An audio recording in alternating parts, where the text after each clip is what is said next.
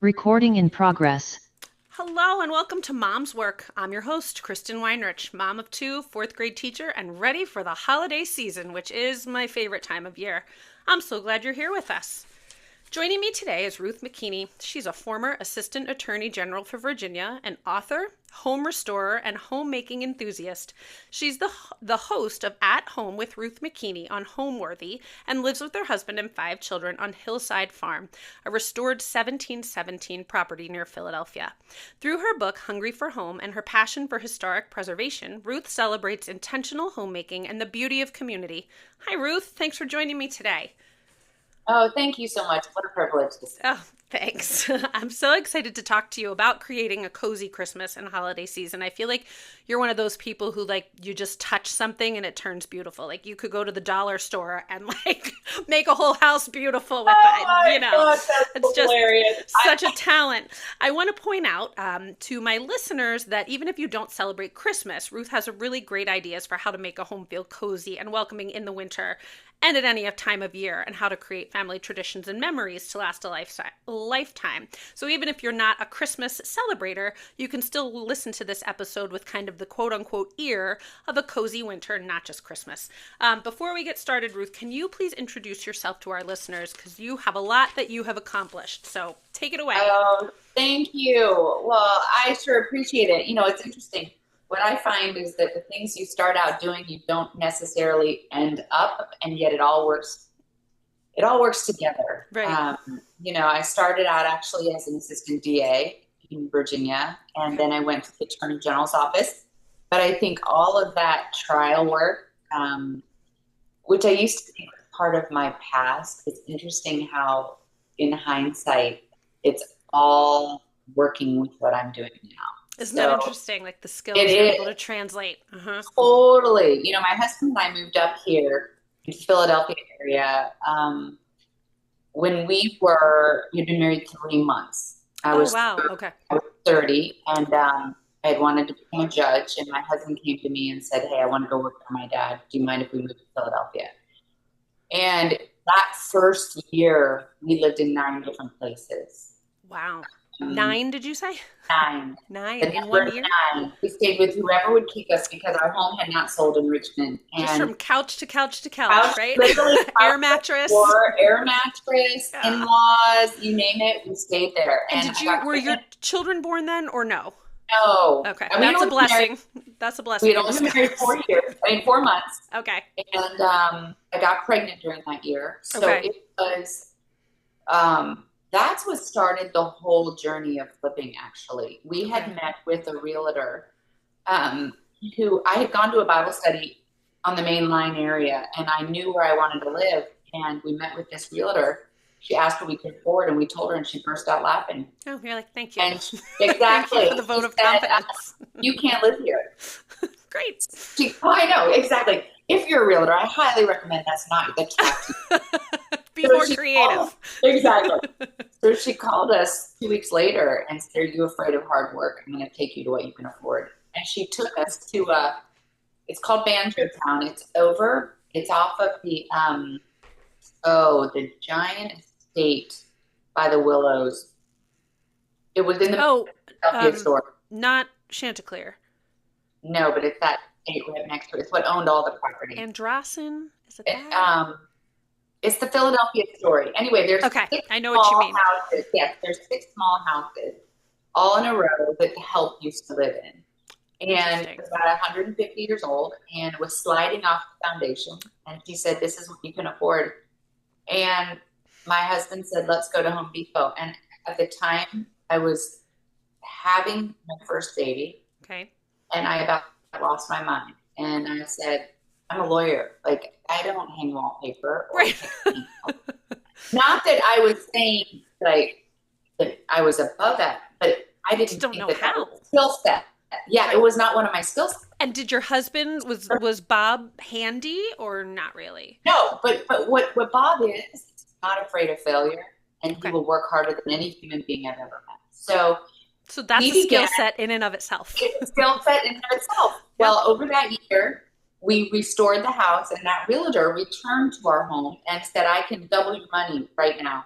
Wow. That was right after we had it for a year. So in 18 months, we sold it, doubled our money. And that's what started our flipping. We began to double our money every flip. We moved every 18 months for 16 years. That's incredible. Wow. And was the realtor proud that you had gone from quote unquote not being able to live here to like? Well, we still hold the largest number of buy sells for that realtor office. Wow. Because we bought and sold so many times. And during that time, I had, 5 babies. Everyone was born in different homes. My girls, 4 girls were born within 5 years, and 2 years later, my youngest was born. So it was quite a journey. It was one of those things where necessity kind of birthed what we did. Right. You just had to. And you had more and more kids. So you're like, going to need room for all these kids too. Now, we were good at it. What was your husband like trained in? What was his job He's before? Engineer. He's an engineer. And did he continue to work, or did you just both kind of stop and flip? Oh, no. He worked for his father. Okay. And work on the homes till every night at midnight, and would leave for the office at 5 a.m. So he doesn't need a lot of sleep. Doesn't need sleep. Every night and every weekend for 16 years. Wow. And does he finally relax now, or does he always find projects? So, you know what? Given the property that we're on, because it has 2 guest houses and it has a lot of, and we put on a barn, so there's a lot of opportunity for projects. I think that is kind of feeding him. Okay. So he doesn't need anything. He helped my daughter redo her house. Oh, great. And I think he would be up for the kind of projects that we've done if it were one of his kids. Okay. But we aren't doing it for ourselves. Began to carry a cost for us, not financially necessarily, but time-wise. Right. And the moving and the upheaval and the kids and the schools. And I mean, what we had reached when we were putting in our barn, for example, Bob sat the kids down and said, okay, here's the deal. It's going to take Dad away for several months. Yeah. Do we want to do this together? And all the kids worked on it with him. I have girls that can lay hardwood floors and take a bathroom down to the studs in hours. That's amazing. I was going to say, I mean, what a great memory. And they were old enough to remember and to learn and to help. And yeah, they were, probably 16, 17, down to 8, 9. Yeah. Okay. So, it became a family project. It's a family thing. That's great. And did you, like when he was working and you had free time with your 5 children, would you be working on little projects like here and there when they were napping, or did you kind of work with him after the kids were in bed, or how did you? So I did all the designing. Okay. So, and all the picking of everything, which is a massive undertaking. Yeah. When you're not, but it began that we knew what we were doing. So there was kind of a rhythm and a formula that we would follow. I knew in this area what people were looking for. I guess after like 6 houses, you were like, got this. Yeah, now it's just a formula. yeah, we want the subway tile. Yeah. Exactly. Okay, I want the soapstone. I want the wooden floors. Yeah, we put fireplaces in every kitchen. I mean, we had certain things that kind of were our signature. So. Right. That's amazing. That's what a journey. And like you said, starting out from being a lawyer and ending up with this, but, it all kind of translates and works. Yeah, it's fascinating because so many people ask, I think women in particular go through those stages of having their identity really get hit. Mm-hmm. And for me, leaving the practice of law was the first one. My second major hit was when my oldest went to college, and I felt like my purpose was walking out the door. And if you had asked me that my kids had become my identity in large part, I would have said, not a chance. And yet it felt like the tectonic plates shifting under my feet. Right. Because somebody just said to me a couple of weeks ago, she's like, you have this job that's a full-time, more than full-time job for 18 years. And then they leave and you're like, well, now what? I've been fired. And, in a way, and all of the things that I put my energy into for the last almost 2 decades are now off having fun at Penn State or like wherever they are. Well, and it's not just a job, right? It's an emotional attachment. Mm-hmm. So you have like the combination of all of it. Right. And I think we as women prepare ourselves well enough for that change. Mm-hmm. Mm-hmm. And, I mean, I encourage women who have kids now in middle school and at the beginning of high school, like, what are you interested in? Begin to think through those things. Right. Out of that is where my book was birthed. So, how can you reinvent who you are? It's a hard, very intimidating time to be. I have a friend who's she has one in college and one in high school, and she'll say to me when I'm like, oh my gosh, my kid's this, because my kids are little, they're 8 and 6. And she's like, she's like, I know everybody says enjoy it while it lasts. And she's like, and I know you are. And she's like, but you don't realize that when they turn into teenagers, like before they even leave, she's like, it's lonely. And that has stuck with me. She's like, they don't want to go to Target with me or to the farm or go get books at the library or like all the little things that you do for so many years. And she's like, they want to be with their friends. She's like, and I kind of walk around my house like, what do I do now? Same thing. She was like, I've been reading a lot, but like, right. She was like, I have to start coming up with what I'm going to do when the second one goes to college and it's just my husband and myself, so. Well, and I think Bob and I really, because my kids did want to be with us all through their teenage years. Mm-hmm, mm-hmm. But we really tried. Part of my book has to do with that, because how do you cultivate a family culture Mm-hmm. that is really healthy and desires to be together? Yeah, I love that idea. My dad said something to me once. He said, Ruth, and I'm the oldest of 6. He said, don't let your kids' peers raise them. Hmm. And that's yeah. Because I think often we can abdicate our role. Because you think, oh, they're older, they're teenagers, they want to go be with their friends. But you're like, no, you can be with us too.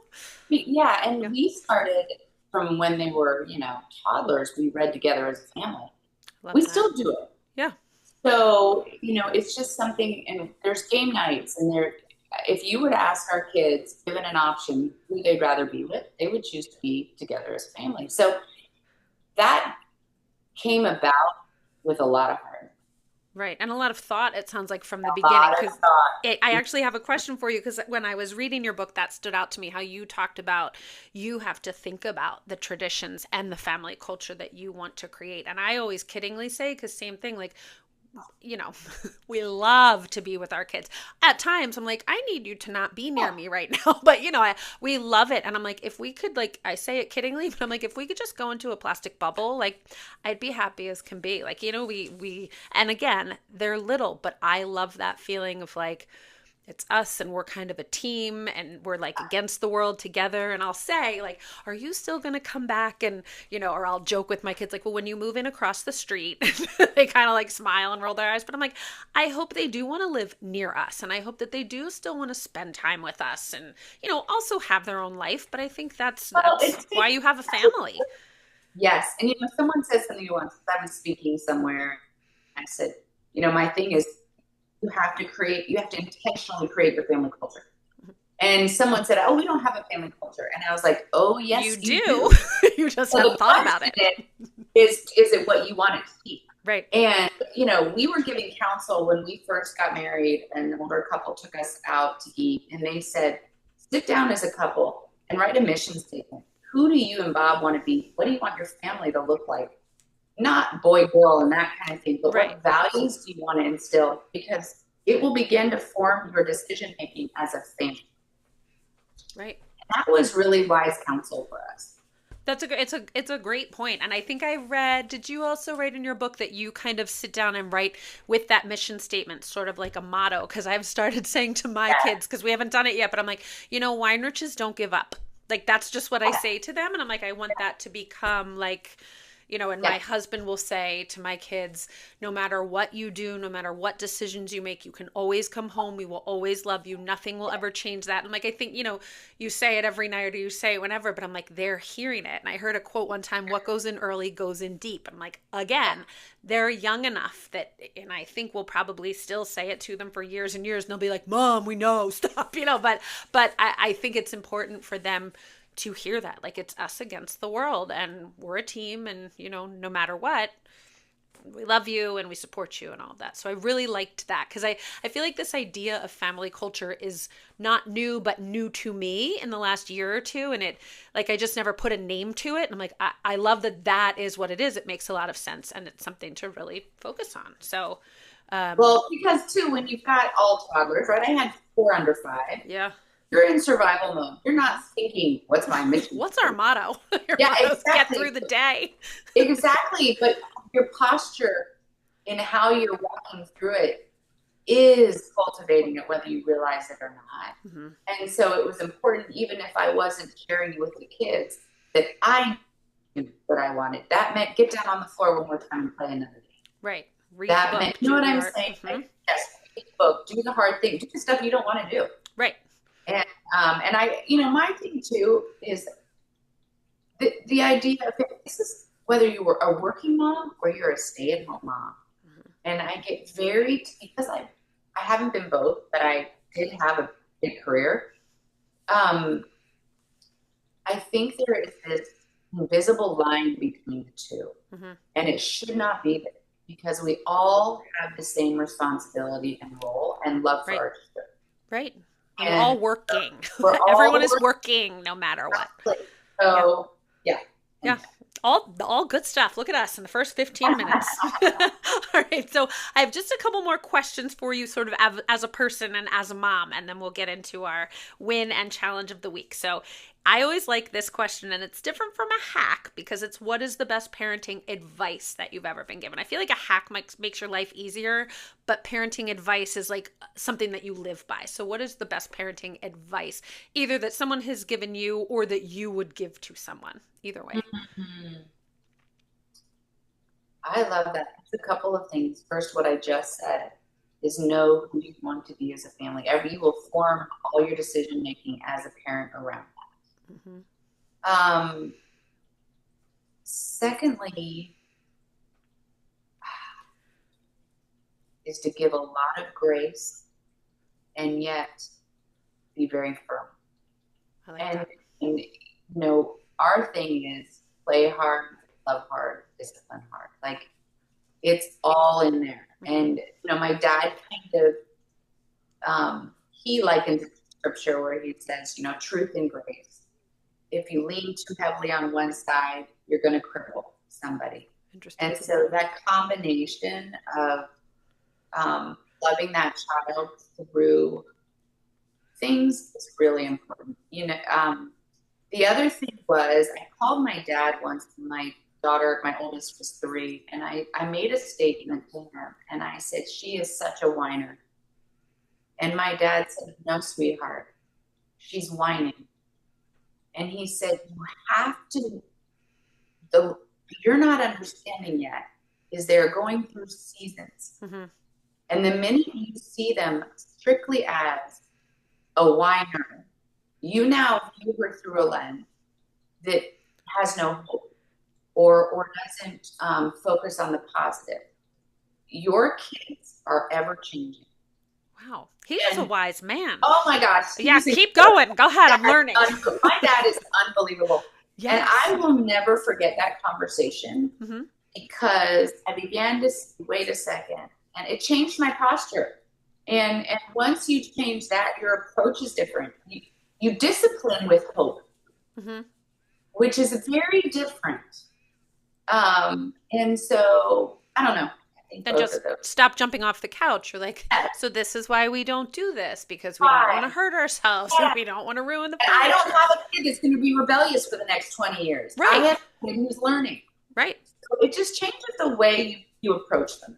And you know what else is interesting, I think, because again, my oldest is only 8 and he had gotten in trouble at school a couple years ago. It was not really that big of a deal for a 6-year-old, but to me, I was like, ooh! And I think I blacked out when the teacher called me. And, he came home from school and I'm picturing him now. He was sitting on the couch. It was like we were interrogating him. I was like, blah, blah, blah, blah, and you did this, blah, blah, blah. And he kind of shut down and was like, I don't know. I don't remember. I don't know. And I was like, what, are you kidding me? And I was sitting at his conference last week. And when we got in the car, I said to my husband, I said, I still wouldn't be happy to hear if he had done something rude or disrespectful or whatever at school. And I said, but just 2 years of he was a baby that. Like, I mean, he was 6 years old. It was the fall of So first grade. I'm that's like, the other thing, you know, right? it's like I wouldn't be happy, but I think I would be like, that this is not what we expect, and we would have a conversation, and then I'd move on. Like I was like, So that's the thing, not parenting out of fear.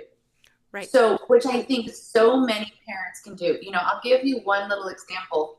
My oldest, again, I think we make these mistakes with the oldest, right? We Don't they say they're like our pancakes, like the trial don't have pancakes? perspective yet. Right. And I got a call from some mom saying your daughter was seen holding hands with a boy under a table. It was like she might have been in, I don't know. I called my dad and I was like, what do I do? She gets off that bus and he goes, Nothing. you need to wait 24 hours before you have that conversation. And I said, are you kidding me? We're dealing with this as soon as she gets home. And he said, I know what the problem is, and it's not your daughter. So it really was, A, he knew my perspective was off. Yeah. B, I needed to give myself a timeout to get proper perspective. Right, like that. And Sleep on it. I was getting ready to parent out of fear instead of just getting to know my child and figure out what's going on. Right, and maybe it was I'm sure it was completely innocent. And you think, Hey, of course. My other thing too, I think, is like, I'm a teacher, so I felt like people were going to be like, well, isn't his mother a teacher? Well, does he care? He's 6 years old. Like, he didn't care. He was being funny with his friends and doing whatever he was doing. But it is interesting, and I just said, like, just those 2 years have really like calmed me down. And I actually said to him a couple weeks ago, this year I don't want to get a phone call from the school that such and such has happened. And he goes, Mommy, would I do that? And I looked at him and he goes, okay, would I do that now? And like, we kind of had a laugh about it. So he knows that, we're not happy about it, but we've let it go. It's, you were little, it happened and whatever. And he's a good kid. I'm like, and I'll say to him, like, good kids make mistakes. That's how you learn. I'm going to say, get ready for some good kid mistakes. I know, right? We're only in third and first grade. I had 5 teenagers. So I'm mellowing myself out now, Ruth. It's totally fine. But, we're pretty, I say, like, I'm pretty tight as a mom. Like, we have pretty high expectations, but we have a lot of fun. We go a lot of places. We do a lot of things, and we have that family feeling. So hopefully we're moving in the right direction. We'll find out in about 10 years. All right, next question. I know this was one you were a little like, oh, I don't know what to say. Did you come up with 3 words to describe yourself? Describe myself? Yes. I would say I'm very loyal. Love that. I would say I give things my all. I don't do things halfway. Okay. Based on the house falling off the slab, Yeah. it became livable. And then I don't know. And then I thought, well, maybe I'll call my kids and ask them this question. Then I was like, I'm not calling them. No, maybe not. I'm sure they would have had lovely things to say about you. Well, I think, I hope I can say this. When my mom died 20 years ago, what was said at her funeral was, she wanted more for you than you even wanted for yourself. Oh. And I hope that could be said of me. That's lovely. My children. Yeah. And people. That's beautiful. So see, you did it. Those were 3 good ones. Way to go. Proud of you. And what is the accomplishment, you've had many, in life that you are most proud of? Oh, my kids. I was going to say, what 5? We've got 5 accomplishments. Fantastic human beings. Yeah, that I know them, and yes, they are. They are very kind. They are they think of others first. They're polite. They're respectful. They're great kids. So they serve people really well, and that's kind of our family. One of our family. There's that culture popping up again, right? Yeah, love that. Yeah.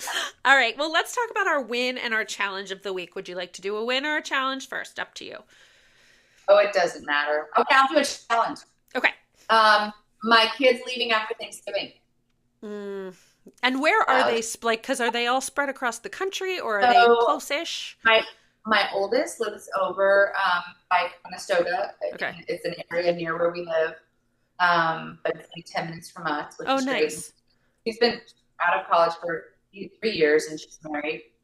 And then my second graduated college a year ago, got married. She lives outside of Chicago. Oh, so she's far. She's far. And then my third graduating college early, and she is coming home in 2 weeks and going to Villanova to do a accelerated nursing program. Oh, wow. And then my my fourth daughter is UVA. She's a sophomore. Okay. And my fifth child is a junior in school. So at least you kind of have the eastern side of the country. Like, nobody's on the West Coast. People, like, there were a lot of family tears. We love to be together. Do you think everybody will eventually end back on the East Coast? I think that's everybody's desire. Yeah, that would be lovely. You let them go do their thing for a couple years. I feel like a lot of people do that. They move away and they do the adult thing, and then by the time they're ready to have families and stuff, they trickle back. Because I never really left, and now I'm teaching the children of a lot of people that I grew up with. And I'm like, oh, you're all back.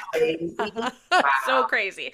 And I'll be like, they'll tell me something. I'm like, yeah, I know. And they're like, how do you know? I'm like, well, I know your grandma. And I know, I used to hang out with your mom. And it's kind of funny. But it was like everybody had to go. Everybody went away for a while, but they come back. So I'll hope that for you, for your 5 children. Thank you. They all end up. And I would say my challenge today was, it's just kind of a forecast of what's to come, no pun intended. We here in Pennsylvania had a snow event on December 2nd. And if you know me well, you know that I don't actually like snow much, because I just feel like I'm very much in the minority. I understand that. But I'm like, it just always I never have plans. And the night that I have plans, there's snow, or, I have to go somewhere. So now that we do the virtual school and online school and whatever, luckily my kids and my own school district had a 2-hour delay. So that worked out well. But I'm thinking ahead to when my kids have to be online and I have to be online. And luckily my husband can work from home, so he can kind of manage that. But it almost kind of takes you back to that COVID thing. And I think I've tried to block that out of my mind of everybody online at once. I think that's because you're a teacher. Probably. Oh, wait, it was COVID. Say it again. You blocked out for a minute. I said, if you were to ask my family their favorite time in their life, it was that time in COVID. Interesting. Because you could all be together. It was a game. It was a party for a year. I have to say, aside from the teaching online, which was tough, it was really, really tough.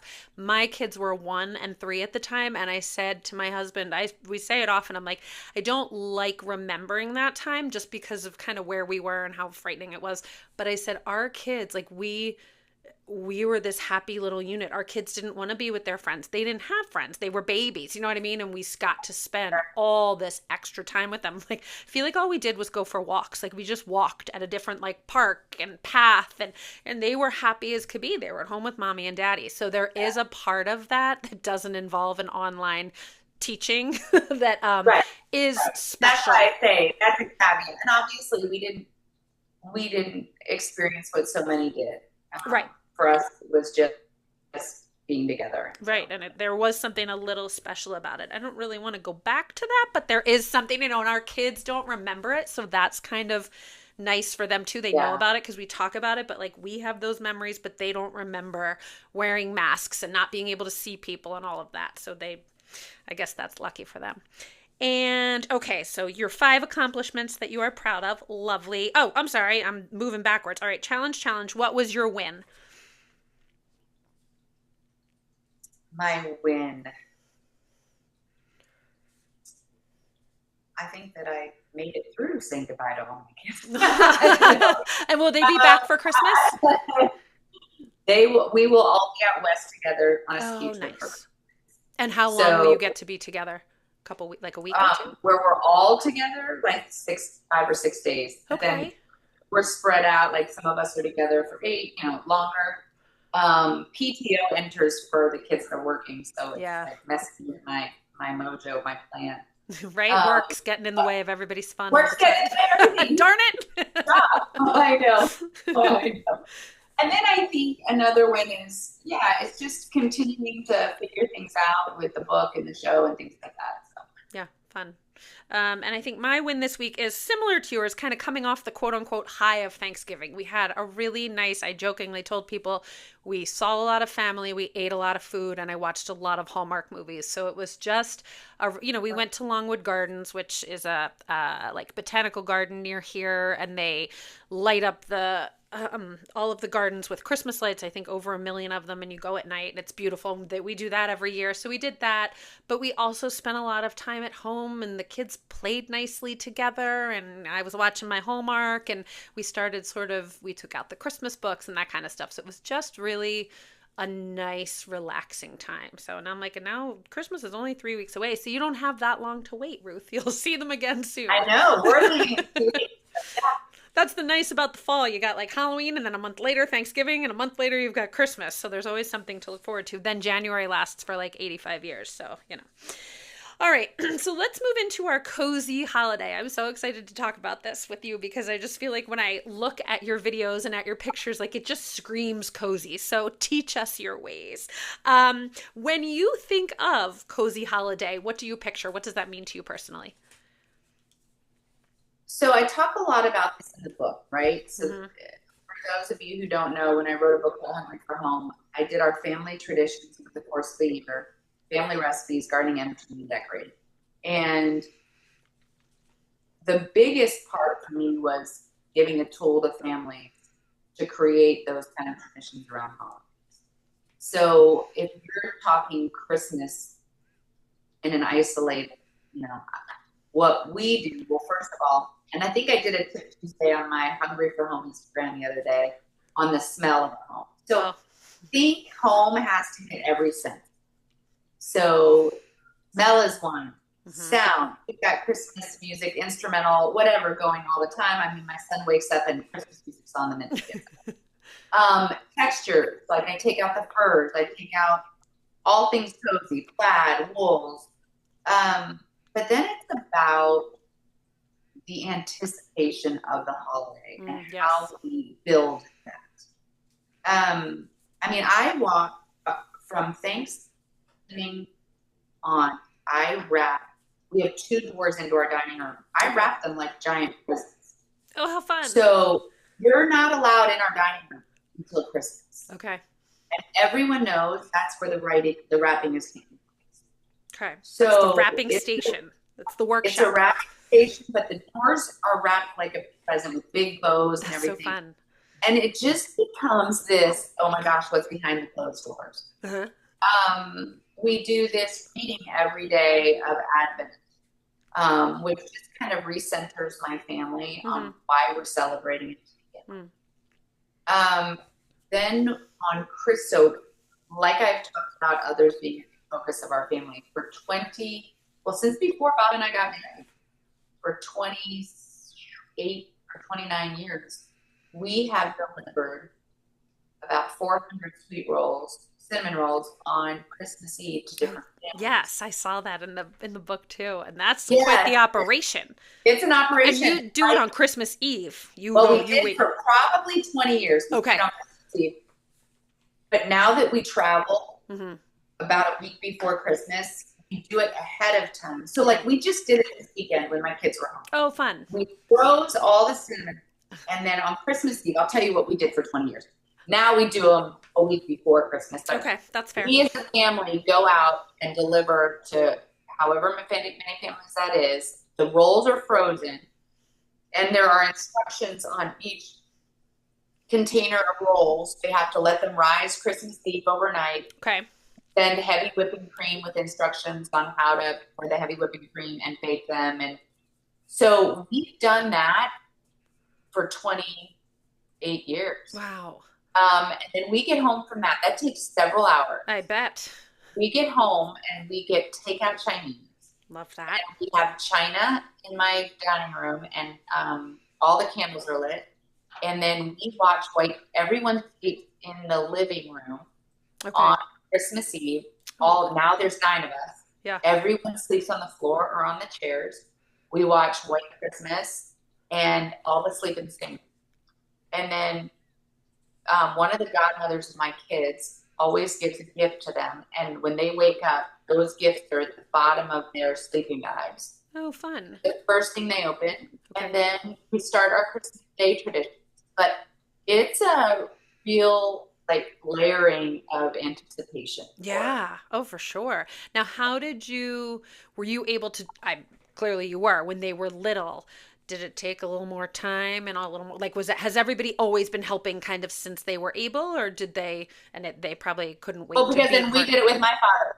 Oh, So fun. we were making rolls with my dad. So he Okay. grew up making them with his aunt, who was the And one who did it for Governor Reagan in And you think California. how fun, like your 5 kids will probably then do it with their children, and like it'll Where? just Yeah, keep going, and hundreds of yes, people will have had these yeah, roles and had this yeah. tradition. That's really sweet. Finish. I love that. I saw Yeah. your roles and I was like, I think maybe I want to try them. So I got a lot of things in that book that I want to try. And what I Oh, want to say thanks. about your book, Hungry for Home, is that all of the food in there looks so delicious, and all of the recipes, and I like to cook. I'm not like a master chef, but I can cook, I can bake. And everything in there looks like $1,000,000, and it's so easy to make. Like I made the shortbread, and I'm like, this has like 6 ingredients. I can do that. Like, we made that. We made stroganoff for dinner last week, and then I was telling you that we made the corn pudding the other night, and I'm like, and in the pictures in your book are so beautiful, and I'm like, oh, this is how you do it. Great, and it looks so good. It Well, tastes so good. What I try to let people know is I'm a mom, right? Right? You These got things recipes to in do. my book, Uh-huh. well, and these recipes in the book, I hate going through a cookbook and going, I only want one recipe out there. Mm-hmm. Like, these recipes are my family's favorite. Right.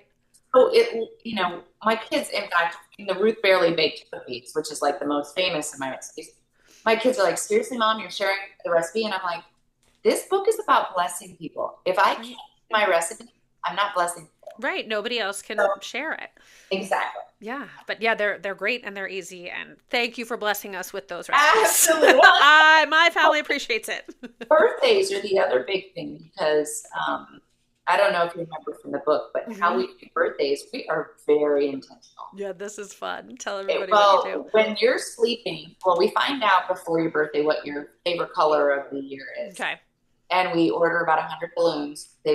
Amazon drops them off, and we blow up 100 balloons while you sleep. We fill every single surface, floor, beds, with balloons. And then the whole family writes love letters, and we wrap your door in letters. So that when you wake up, literally, you are just a big celebration. It's a celebration. It's a celebration of you. We never had one birthday party for any kid.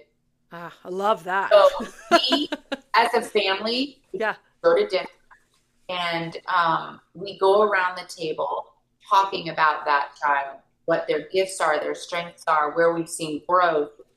My daughter turned 20 the other day, and we all sat at the table and cried for an hour and a half while we talked about her. Aww. And so, this is just something they've grown up doing. And they probably look forward to it so much. They do. And not only that, if we were to miss it, oh my gosh, it would be mutiny. So right. They'd be like, no.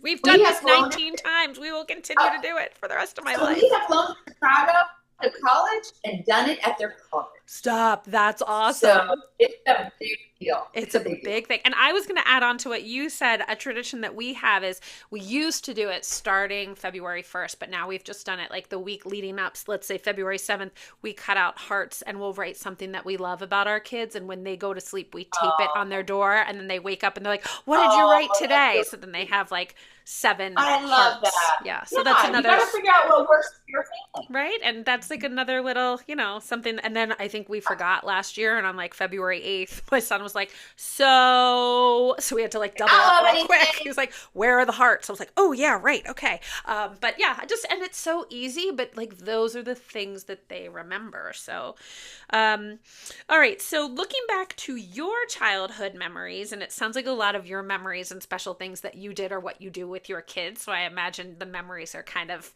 similar, but what made your family holidays feel special or cozy? So because I was the oldest of 6, my parents had kids in the 60s, 70s, 80s, and 90s. Wow. I'm 23 years older than my youngest brother. Wow. Okay. And we moved probably by the time I was 25, I think we'd moved 20 times. So you were used to this lifestyle. I was used to the lifestyle, but what kept my family close was, again, the family traditions and my mom's intention with time together. Love that. So you very much take from your parents Oh, what they 1000. did and made that. That's so lovely that you have those memories with them and now with your own kids. Question, what made your family move so often? Like, were they home restorers too, or no? No, no, no. Uh, I mean, I was born when my mom was 20 and my dad was 21. They got married at 19 and 20. And Okay. so then my dad went to law school, so he moved across the country. Then he moved to Colorado. I mean, I've lived in California, Pennsylvania, Colorado, Tulsa, Virginia, and here, and then multiple places within those places. So they were always renting homes. And Okay. so for different reasons, we always had to move. Well, and I guess too, thinking about all the moving you did and how you were talking about how you moved a lot when your kids were younger, that makes your family anchor even stronger because you're always Even pulling up roots and moving and you can't keep in touch with all those people. So you're like, but I know we always have our core families. Yeah. So that's really, really sweet. Yeah. Yeah. How about what are your favorite scents or sounds or traditions that kind of tell you the holidays are here? And I have to go back to what you said before because I saw that you posted the simmer pot last night. I was like, the simmer pot. I hold off till like November 1st and I started doing the simmer pot. I started at the end of September. Okay. I'm like, let me wait. I know. Well, I love smells. And, Yes. and to have less cider going with the cloves and the cinnamon and the orange. So that is one of my, like, it's going when my family walks in the door. And I have to tell you, I've hosted a few different parties this week. Mm-hmm. When people walk into my house, the first thing they say is, it smells unbelievable. And that's like a smell that'll get into your memory, I think. Into Like your memory, when your kids yeah. think of Christmas, they'll think of that smell. And I usually do mine with water and then I put like cinnamon and vanilla and sometimes nutmeg in it. But I like that you said that you just put the apple cider in with the cloves. And I was like, oh, you're kind of And then taking I add water to it. Otherwise, Right. it's going to like it. And it boils, and then I put Yeah. like ice in it, and yeah. But I like that. I'm gonna try the cider. Keep it on a simmer. Don't boil the whole time, or it'll be gone like that. Yes, and then we got a Yeah. new stove a couple years ago, and I think it's much stronger than our old stove, which was like 900 years old. So I have to like watch it. We have it on like the simmer burner, but I'm like, we gotta turn it off. Like it's boiling, where the other one would like cook all day and nothing would happen to it. So this one's more like pour cold water in it, put some ice in it, but it smells wonderful. I'm always kind of sad when it like the end of the winter comes and I'm like, this will be our last simmer pot for the year. I have to do some of those, like everyone take a big smell, but I want to do some of those too. Like I always forget, but I know they have a lot of like spring and summer, like lemon and basil and those kinds of simmer pots too. So I'm going to try that this year. But okay, so other than our very favorite simmer pot, what other scents and sounds and traditions kind of are your signal of like, here we are, it's time for Christmas and the holidays? Well, in every house, one of our signatures would be put a fire in the kitchen fireplace. Yes, love that. So those fireplaces are going 24/7. Okay. Let's see. So that's another smell, like that smell of the of the wood and the crackle and the smoke and it's a cozy smell, cozy feeling. So I think I do a lot of baking in winter. I do a lot of bread. Those are smells, right? So Yeah. I think, and it's been in the last 2 months, I've done a lot of traveling and speaking. And recently, I just began to feel, oh my gosh, I got to slow things down right now just because I can't get these moments back with Anders. Right. And to make sure that each one of these things is happening. So. Yeah, so remember that for him too. Yeah. I have to tell you, mine is kind of funny. Other than the simmer pot, peppermint mocha coffee and coffee creamer I love, and it's now available year round, but I'm like, no, that's like a mid-November to mid-January thing. So it's kind of like when I see it and I'm like, it's time, let's buy it. And my husband's like, oh, it's time. And I also, this is also very silly, I put for years, I think 25 years, I have put a wreath with a big obnoxious bow on the front of my car like the day after Thanksgiving. And that's my other signal of like, Oh, here we go. here we So go. I That's have like the awesome. bow on and now it's on the minivan, but it's been on all of my cars. And, but I'm waiting for my bow to arrive in the mail. And then we will put the wreath on the car. And I just think that's like a funny little thing. But I'm like, here it is. Even if my house isn't decorated, the car is. So good enough. The car is awesome. The car is. And you have talked a lot about, how you love to bake at the holidays, and I do too. And I like to bake and give it away. Like you give your cinnamon rolls away. I try like different cookies every year. And then I think that's I feel like that's having a moment like on social media and online and everything. People are very into right now homemade gifts, which I actually really like. There's a lot of like reels and stuff that I'm seeing, and I'm like, great, because my mom did that. She would bake cookies and then we would take them to our neighbors on Christmas Eve, and now I bake cookies and we take them to friends, and and I love that as a present. What are So you? my husband and I, for 27 years, have made my great aunt, that same great aunt, her almond roca, her English toffee recipe. We make that every year. We make about 12 sheet pans of that, and we give that away. Yeah, it's just I feel like it's like a love language, like baking and cooking for people is, I love that to do that. Cause I'm like, you can go and buy something at the store, which is lovely. Like I will never turn down a present, but I think if somebody takes the time to make something for you, and a funny story I've mentioned on here several times, my husband's family owns a bakery, and his grandparents owned it, and they've owned it for his family has owned it for 106 years. But he tells this story where one day, they're like crazed on Christmas Eve, and there are people in and out, and some little old lady said to him, now who bakes for your family? And he's like, yeah, we just take stuff from the store, and that's like, he was like, we don't have time to bake at home. We're here. He's like, we just kind of pick the leftovers, and that's how we do it. And she was like, oh, isn't that a shame? He's like, it's not a shame. He's like, that's how we do it. But he was like, it was kind of a funny question. He was like, well, we're surrounded by baked goods right now. So anyway, and so what are your favorite, like other than baking for the holidays, what are your favorite like soups or winter holiday cozy, I'm big on warm soups. Big on soups. You got to be warm, right? Because it's so cold all summer. I'm like, you can't be eating like I love soups. Like tonight, it's roasted basil tomato soup with. I did a puff pastry filled with ham and cheese. Delicious. So it's like, that's cozy. That's like cozy in a meal, I feel like. We had chili for dinner tonight. Same idea. You're like, it gets cold and you just want to be warm. All right. So let's say we all know people are busy and moms are kind of crazed, to put it nicely, in December. For those of us who want to create that kind of homey special feeling, but feel like, there's not enough time. There's never enough time to do all the things you want to, or if you're at work or, whatever it is that you're doing, what are some small, really easy, quick things that somebody could do to just kind of instantly make their house feel special and festive? Well, first of all, put down your phone. Yeah. The minute you put down your phone, you're gaining time, right? Yeah. So a lot of time spent wasted. A lot of those phones. Yeah. So I always say that. It's interesting. We're reading a book as a family right now, and one of the chapters had to do with setting goals. And the coach said, okay, I don't really care what your goals are. What are 3 decisions you're going to make that are actually going to get you to the goal? I love that. Those 3 decisions are going to get you to the goal. It's not just making a goal. Right. And so for me, I would say, whether it's waking up a few minutes early or sitting down on a weekend and making a plan for the week, it goes to the intention. Life is going to overtake you if you don't take over. Oh, I like that. I am such a firm believer in choosing what you're going to, and maybe it's because I've moved as many times as I have. I've got so many kids.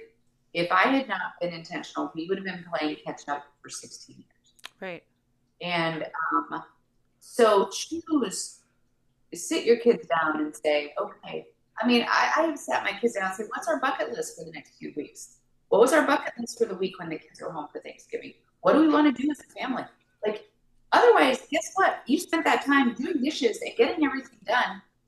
And the things you would have wanted to accomplish could not have been accomplished. Right. Only because you filled time with other things. Yeah. So again, it goes to intention, and it literally goes to sitting down. My husband and I sit down on Saturday mornings and make a list. What do we want to accomplish? Mm-hmm. That doesn't just mean projects. It means this is the time of year we're in. What do we want to make sure we get to do? Like, take, for instance, for this year, we wanted to go see Handel's Messiah. It's one of my favorite symphonies. Yeah. And I haven't done it in 20 years. And so we literally sat down 3 weeks ago, found it in the newspaper, and we were like, this is going on the calendar. Wow, love that. Yeah. And if we hadn't done that, guess what? Next year I'd be saying, I'd really like to go see Handel's Messiah. There's that saying, tomorrow never comes. And I think that's a good reminder. Like, oh, we'll do it tomorrow. We'll do it tomorrow. You never are going to do it. You have to just say it and do it. And okay. So let's say a mom wakes up 10 minutes earlier or, finds her time and says, I want to decorate the house, but we only have 2 hours. We're on a limited budget. We don't have all these beautiful things. What's something that they can do in their house that would make it feel special and Christmassy and, that maybe they even already have at their house? Or what would be your thought on like a quick... Well, first of all, for me, the smell, that's a big one. Yeah. Secondly is, there are parks everywhere. There are yards everywhere. I went out this weekend and I cut so many greens. Mm-hmm. You don't have to buy them. I have berries growing everywhere. And I just literally built a couple of mantles, Right. My mantles. Those are easy. Little string of lights makes things feel festive. I think twinkle lights. It's huge. Mm-hmm. Mm-hmm. Huge. I've bought all the battery operated candles because I walk into each room now and I hit a remote control and candles go on it. Right. And then you don't have to worry that you're going to burn the place down. Yeah. And that to me sets the mood for everything. Yeah. So, it took me a few years because I didn't want to pay for it. And then finally I was like, I'll have this forever. Right. So, and you can have that feeling then through the winter. Like, who doesn't like to sit in a room that's just candles or, you just turn them on, put them away in March, but you have them the whole season and you're not afraid that anybody's going to get hurt or, all right. So candles, greens, Christmas tree, I guess, is kind of like if you do nothing else, get a Christmas tree. And lights. The smell, and then smells. Yeah. Yes, the smell. Yeah. And I remember when my son was a baby, because I was like, he's going to tear that whole thing down. We got a Christmas tree and we just put lights and like ribbon around it. And we didn't put the ornaments on it. And my sister-in-law said to me, she's like, you're going to want to do it this way every year. And I was like, yeah, but my kids are going to want ornaments. So we put ornaments on. But honestly, like just lights. And it was like a goldish kind of sparkly ribbon and a bow at the top. I was like, that's a really pretty tree. Every year we give our kids an ornament that represents something special that happened in the family that year. That's a great tradition. Or a place different, so that every time they look at those ornaments, it's representative of something. Mm-hmm. But like this year, since we will not be here for Christmas, we got a tree and just put lights on it. Yeah. And you're like, but there it is. I don't need to do anything else on it. And we'll do something out west where we go. So again, if you're too tired to do the ornaments, just put the lights on, put music on. Right. Or even just like your banister or your railing or something like, if you don't even want a tree, I really think the greens and the lights, like you said, and that smell of even, when you have a Christmas tree, I'm like, sometimes we can smell it upstairs and I'm like, oh, like you wake up in the morning and you're like, I can smell the Christmas tree. And it's so good. What was I going to say? All right. So in your book, we've touched on this a little bit, but I think maybe you can go a little more into detail with it if you want to. You talk about how you and your husband were really, really intentional about what traditions you wanted to have with your family. And can you kind of walk us through that process? And then also, I feel like in my family, like every 10 years or so, the traditions that we have change. Meaning when I was little, it was all about my grandparents and my cousins. And now we're all grown up and we live all around the country and our grandparents have passed away and we all have children of our own. So now, there came a point where we're like, we're not doing this anymore. Now we're going to be more with our nuclear family. And then like now my kids are getting older and, I feel like it naturally just happens. But, are there some that you kind of changed intentionally and some that just sort of naturally changed? And how did you pick what you wanted? And all of those questions in one. Go ahead.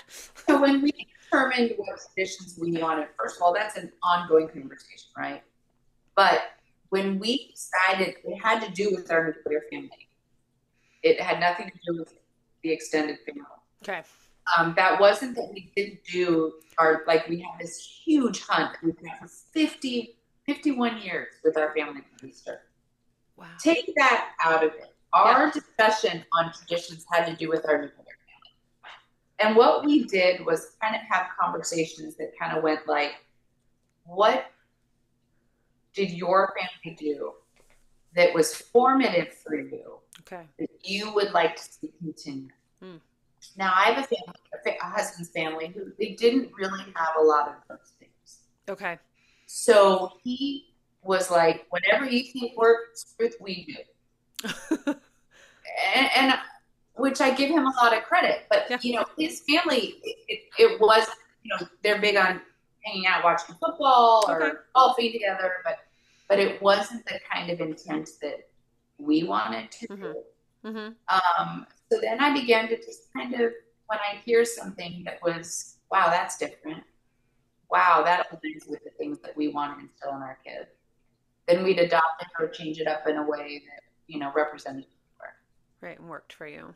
And have you been able to, with your kids all over the country and older now? I mean, it sounds like they still get excited about the dining room door and they still want to sleep on the floor, and because it's those core memories, and they're like, yes, we're going to keep doing this. Yeah. And have you picked up any new ones along the way now that they're older that you really like, that you maybe didn't intend to have? No, we literally, I mean, we still get together and read as you can call us Little House on the Prairie, whatever, but we just enjoy being together, doing things together, running marathons together. They do it's really a do things together.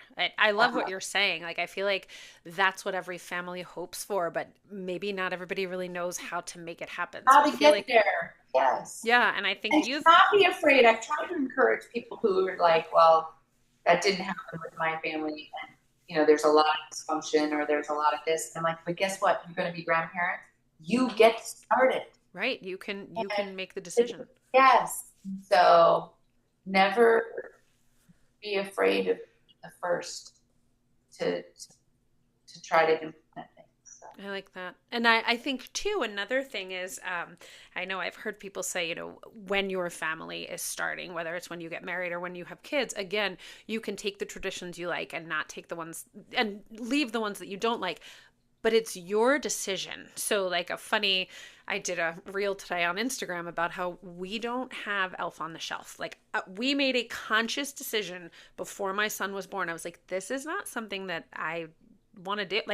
I don't know why, because I love all the Christmas things, but I was like, this is not something I want to do. So we don't have an Elf on the Shelf. And every year my kids are like, why don't we? And I'm like, I don't know. It never came. Our family just doesn't do that. And that's okay. We do plenty of other things. I'm like, I don't need to be moving an Elf on the Shelf, and I was just like that. And that's obviously nothing my family did. It wasn't a thing back then, but I do have a lot of the things that my family did, that we did, my husband's family did. But, there are some things that I'm like, no, we opt out. We don't go to the mall to see Santa, but there are a lot of other places to see him and get pictures. And you know what I mean? And I just feel like it's okay for you to, I feel like I'm kind of old school in how I parent at times. And I'm like, it might not be what quote unquote everyone else is doing, but I don't really care. I'm too old to care. I'm secure. I care less. Right. I'm very secure in my family, and my husband and I are like, we don't do that. We just don't. So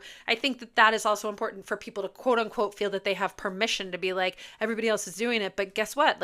Just like in 7th grade, I'm going to tell you, the road less traveled. You know what I'm saying? I'm like, everyone else is doing it. You probably we're not. Yeah, you probably won't find it. Yeah, we'll be doing the opposite. So there will be no video games under my Christmas tree this year. But, and not like I'm so great. I'm not by any stretch of the imagination, but I feel like sometimes it's hard to say no, or people will be like, you don't do that? I'm like, no, I don't. What do you care? You do it. What? If you want to have an elf, have 15 of them. I don't care. We don't have one, but we do a lot of other things, or, so I think that has to feel okay to people to be able to say, we're not. I love being able to say no. One of my cousins told me once, say yes as much as you can, because when you say no, Mean it. I'll say that to Ollie. I'm like, you know, I mean it. He's like, I know. Or I'll say to my daughter, I'm like, I said this and you know that we will turn around and walk out. And they're like, we know. I'm like, okay, great. So let's go have a good time. You know, but that it's hard to do, especially when you want everything for your kids at Christmas, but you're like, we're going to slow that down. And what do you want your children to, when your kids, now that they are grown up, when they think about Christmas at your house, let's say in 45 years, what do you want to come to mind first? mm, joy, rest, peace, um, together. That's one of our family mottos. Bless, um, And the simmer pot.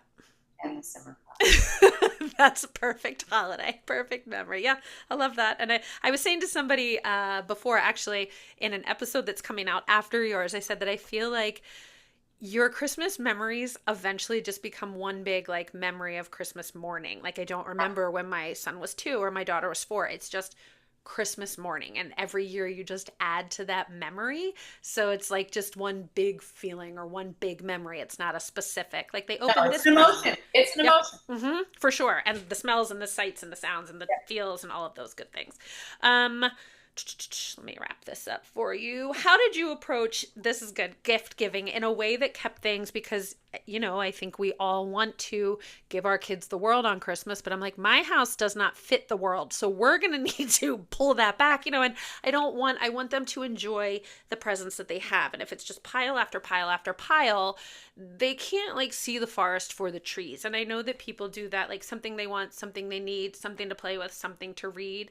And that's a great idea. I hadn't heard of that when we first had kids, but we try hard. I mean, believe me, they get plenty of presents, but we kind of like cut it. Like we were just in the basement yesterday looking at what we have, and I was like, you know what? I think we're done. Like they all have some things that they want, some things to play with, but like there's no reason to buy just to buy now. They'll get other things from aunts and uncles and grandparents. And how did you approach that, especially with 5 kids?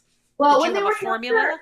younger, when they were younger, I mean, we used to rewrap some presents that hadn't been used in a year. Like, Mm-hmm. I mean, honestly, little kids don't have to have any idea, Nope. right? And we get so much junk. And there's so much I mean, stuff that you give away. And I'm like, we truly, like when people are like, what do the kids want? I'm like, they don't need anything. Like, you know, maybe pick one thing, but I understand people want to give to them. But you're like, oh, there's stuff that you give away 5 years later. You're like, we never even opened it. I know. Well, and I think so. For my family, our faith is a big part of who we are. Mm-hmm. So, how to instill, Bob starts out the whole morning by reading this Christmas story in the Bible. And we talk about, like, where does this all come from? Who gave first? And why are we doing any of this? And so I think, Christmas Eve, my family gets to open one big box. And in that box is the upcoming book we're going to read as a family. Okay. It's a pair of pajamas or socks, depending on the year. It's the game of the year. Okay. And a puzzle. And what we've done for years is I take a photo from the year, one of our favorite pictures, and I have it made into a puzzle. Oh, great. So that is the puzzle we do over Christmas. That's So, it's just trying to, And do again, you hang it up? Do you like glue it together and hang it up? no, we No. don't. But it's those kind of repetitious things where, I mean, my kids look forward to, which picture did mom play? What game does she get that we don't have? Yeah. I mean, when they were younger, like in their stockings, what I would do every year was I would take my favorite picture of that child Okay. and have a deck of cards made with Oh, her yeah. picture on it. And that would be one of their stocking stuffers. That's fun. So, it's just stuff like that. And just keep I like that repetition idea, so they kind of know what to look forward to. That's kind of fun. And if you could give, final big question, if you could give one piece of advice to moms trying to make the holidays more peaceful for themselves this year, what would your advice be? I would say give yourself some grace. I think not only our kids have expectations, but we have them.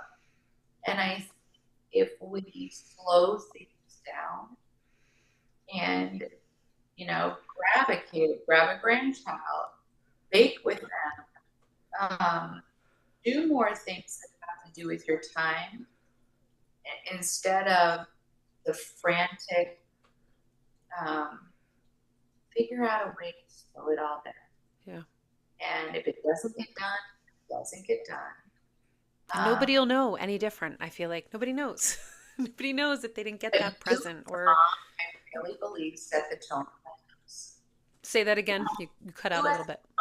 Often, in my opinion, set the tone of the house. Mm-hmm. And if you're frantic or you're overwhelmed, it will reverberate.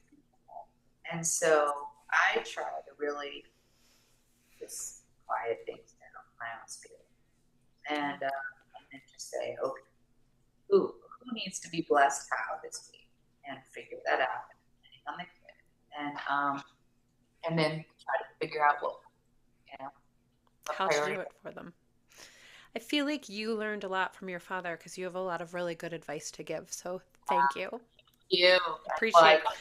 And a lot came from my mom, but she died 20 years ago. So it's she died when she was younger than me. So wow, that's yeah. And that's why even with the show, like, it's so kind that they let me even talk about these kind of things on the show. So it's been but those are the things I think that connect people, and that you are keeping her alive for yourself and your kids with all of the things that you talked about from your own childhood, and you can remember that, and then you can carry it on with your kids even though your mom can't be there, but your dad, man, he's there with all of his advice. He lives in our guest house. He sounds like a great grandpa and a great dad, so good for you. All right, here are my what I call rapid fire questions, but I made yours pretty yes, no, so I don't talk through them, because I was like, I just have to call them final questions, but yours are pretty easy, so I'm going to try to zip my lips. All right, stockings before or after breakfast? Oh, before. Before, okay. Eggnog, yes or no? No. Are you hot chocolate? Yes. Rather than eggnog, okay. Sugar cookies or gingerbread, or any other kind of cookies or gingerbread? I like shortbread. You like well, your shortbread is delicious. So, favorite Christmas movie? We watched Christmas Eve, White Christmas. White Christmas, that's a good one. Wrapping paper or gift bags? I think I know what you're going to say. I was like, there's no way this lady's doing gift bags. Favorite gift you've ever received? Ooh. Favorite I've ever received. Our family Christmas morning, the first thing they open are letters from each other. Okay. Everyone writes this personal letter. And I think that those are my favorite things. Oh my God. Wait, so everybody writes to everybody else, so everybody gets 6 letters? Yes. Wow. You guys do a lot of memory keeping. I like that, with the writing, like the birthday and that's really special. Those are great. I mean, what's going to top that? Letters from your children. I think I also had one of my favorite gifts that I gave. Okay. I had a daughter who was really struggling in middle school with some telling the truth on things. And we had taken her iPhone away for about a year. Okay. And for Christmas, we gave her a giant box, and then we go around the room, only open things one at a time. Okay, yeah, we do that too. It makes it last. And there would be another box, and it keeps shrinking. And she gets to her last time, and she's almost in tears by this point, because she's like, everyone keeps opening gifts. I just keep getting a box. And her final box, and I don't know if you remember what these look like, the giant erasers. Yes. It was the giant eraser, and I said, sweetheart, the things we've had to discipline you for the last year have been erased, and we'd like to keep you from. And we gave her. Oh. And it was such a beautiful demonstration for her of what that eraser represented, right? Well as. And like we were talking about it earlier, kids are kids and they're learning, but you forgive her and you understand that she's learning and you trust her and all of those things. What a gift on Christmas morning, right? That's what I mean, life lesson right there in so many different ways. Yeah, that's a good one. Who's your child that's most likely to peek through the wrapped doors? Oh, my second. You're second. A little naughty, huh? All right, taking a little peek. Well, I feel like at this age, it's your own fault then. If you peeked and you know what you're You getting, know then. what? That would have been me too. So I would have been, I'm still a people. Right? I used to know where the gifts were kept when I was in like middle school, and I'd go downstairs and just lift that blanket. And I remember one time I ruined something for myself, and I was like, it's my own fault. So I think that like made me stop, because I was like, it wasn't really as much fun because I Yeah. knew what was under there. Secret Santa or white elephant with like a tacky gift? I don't do white elephants. I don't like Because so right, we and do like who like then you're stuck with it, right? You're stuck like, with it. And what a waste of money. yeah. So we do, my friend throws a favorite things where everyone brings a certain category, their favorite. Oh, that's good. And Like you're like Oprah. skincare, it's favorite. So you walk out of there literally wanting, because these are tried and true things. Yeah. So it's a waste of money. So like a little swag bag of good Yeah. stuff. That's Yes. fun. Favorite Christmas song? I like the first Noel. I like all of them. Silent Night. My parents, when my mom was dying, they turned out all the lights in the living room and the candles, and my mom and dad sang Silent Night to us. Oh, And that was just I fun mean, time. was I it know. was it Christmas time or it was just And so, and they as a couple sang Silent Night wow? as we all laid on the floor in the dark. Probably Like, sobbing, right? Sobbing. Yeah. Yeah, that's Dying. beautiful. That's a beautiful memory. Yeah. Does it make you cry when you hear it now? Or are you okay? Oh, yeah. Yeah. You hear that note, you're like, I'm done. I'm done. First one. That's a beautiful song. Do you decorate before or after Thanksgiving? Primarily after, but I start before. Okay, so you're not a strong and hard, like, nope, we're after Thanksgiving. You'll start. Okay. What time were your kids allowed to wake up on Christmas morning when they were younger? Though now thinking that you were all on the living room floor, it probably didn't matter. They were up. Yeah, and here's our thing. We didn't care as long as he brought us coffee.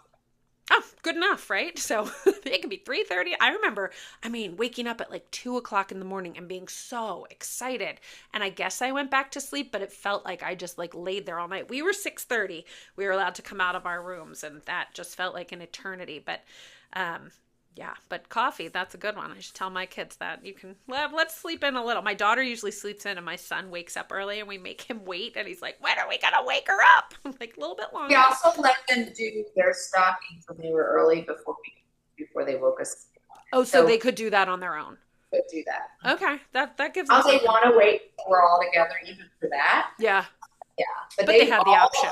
They turn on the music, they turn on all the lights, and they bring us coffee. And they're like, oh, did we wake you? We're sorry. Oh, gosh, what a shock. So sorry. Didn't mean to. Snow angels or snowball fight? Maybe snowball fight. Snowball fight. And last question, favorite winter accessory, scarf or like mittens, gloves? Which one do you like? Say it again. Scarf? Scarf. All right. I'm more of a mittens, gloves person because my hands are always cold. Okay, well, that was wonderful. Thank you so much, Ruth, and listeners for joining us today and talking about creating a special, cozy, festive feeling in your house during the holidays while still being able to enjoy the season yourself. Ruth's website and social media platforms for Hungry for Home will be linked in the show notes, and for those interested in learning more about Ruth and following her on social media, all that information will be available. Please join me next week for a bonus holiday episode where I talk to Becca McDonough, also known on Facebook and Instagram as Math with Miss McD. I hope you enjoyed listening to Mom's Work today. Please like, share, and follow us on Instagram and Facebook at Mom's Work Podcast, and listen on Apple Podcasts, Spotify, or wherever podcasts are available. Wishing you and your family a cozy, festive, and relaxed Christmas and holiday season. Thanks so much, Ruth. Thank you. Thank you for inviting me. Merry Christmas. Merry Christmas. Bye. Bye.